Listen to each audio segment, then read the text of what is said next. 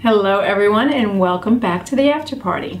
So this week's episode, you see Teresa and I don't want you to get nervous out there. I know the tweets are going to start coming in. I did not turn against Teresa by any means whatsoever, but we have always said, both of us separately, that we don't always agree on everything. And this is one of the instances where we did not agree on the situation with Teresa's mother. There was a lot. It's so hard because you never know what scenes they're going to use. I know what I filmed and I know what I said with Teresa in certain scenes, and I know what she was being really stubborn about.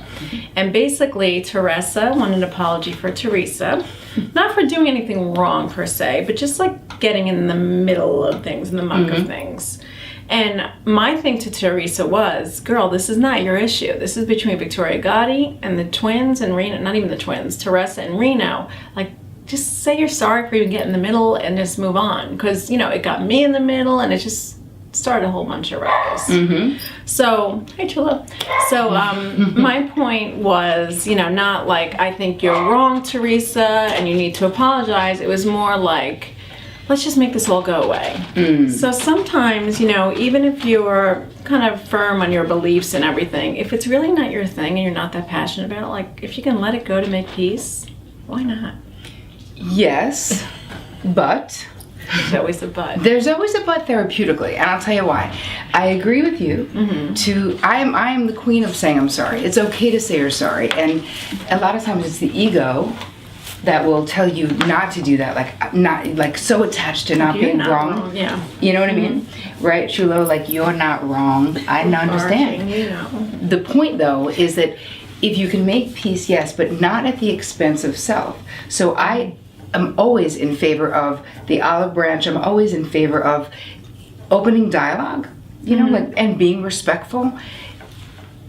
As long as you're not saying, I did something wrong just to shut down the conflict. Yeah, or I excuse your behavior. Yes. You know what you did wasn't wrong, and what you did was, and I excuse your behavior because I wanted to. Like, that's not. Yep, I don't think that's not what I was saying, because it wasn't Teresa's.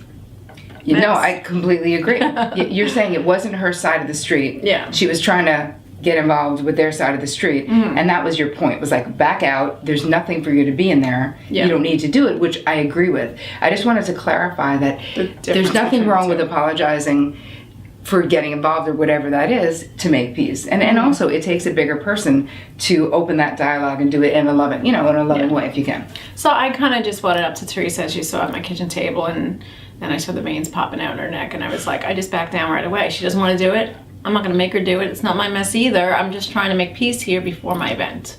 So, Lara, what's your suggestion when you're kind of put in that position? Well, one thing that I have to say is whenever I now feel angry about anything, angry, frustrated, anxious, whatever, if I have any negative feelings about anything, I try and clear those emotions before I figure out what I want to do next. So, quite frankly, if I was in the kitchen with Teresa, if I were Teresa and I was getting upset, before I decided whether I wanted to do anything, I would clear those emotions, because I just think that when we're angry, frustrated, pissed, anxious about anything, we're not really in a clear head, and it's not a great place to make a decision from. So I just like to clear any anger, upset, or any upsetting emotion before I decide to do anything, and then I make a decision. True, like, because sometimes you make a decision, and then like 2 weeks later, when some time has gone by, you're like, ooh, why did I make that decision? You know? So that's really an immediate 2 weeks later that Lara's gonna help us do, right? Right. Yeah. But so on the after party, there's already videos of you teaching them how to clear the feeling, because you want to make sure if someone's watching, they know how to do it. So it says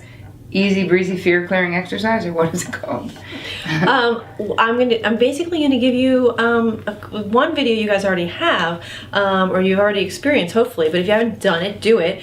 Tapping for more intense stress relief and anger, and I may also have another one that's specifically for anger that I'm going to find for you. Underneath yes, here. Yep, and I have an easy breezy fear clearing exercise that I'm going to add there too. Yeah, so basically that'll allow you to step outside of the situation and feel those emotions that you may feel 2-3 weeks down the line right now.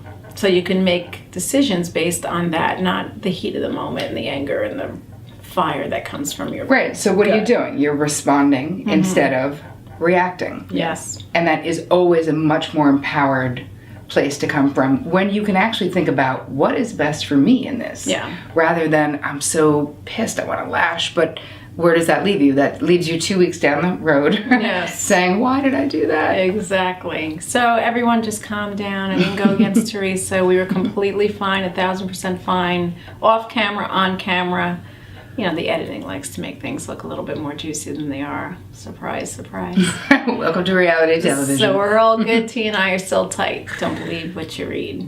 Believe what you hear here. That's right. That's right. All right. Use the links below and get over that anger and the frustration right now. Yeah. Don't wait 2 weeks. See you next time.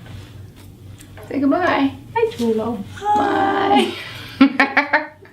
Oh, little